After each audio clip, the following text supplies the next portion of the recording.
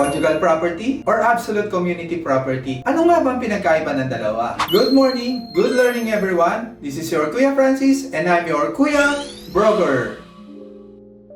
According po sa Family Code, lahat po ng kinasal ng on or after August 3, 1988 ay pasok na po sa Absolute Community Property Rules. So kung ang mag-asawa ay kinasal ng before August 3, 1988, kayo po ay under sa Conjugal Property Rule. Kung sila po ay may concern sa hatian ng property, maigi po ay magpa-consult po tayo sa isang abogado dahil iba-iba po ang concern at iba-iba ang sitwasyon. Ang sabi po sa Conjugal Property, anything you already have before marriage is yours. While sa community property, if there's no prenuptial agreement, even if you have the property before your marriage, when you get married, hati-hati na po kayo dyan. Dumadami po ang naghahati sa community property, depende po kung gaano po karami ang inyong anak. Nagiging exclusive lang po ang absolute community property kung ang property ay minana or through inheritance. So going back, sa conjugal property, 50% is owned by the husband and 50%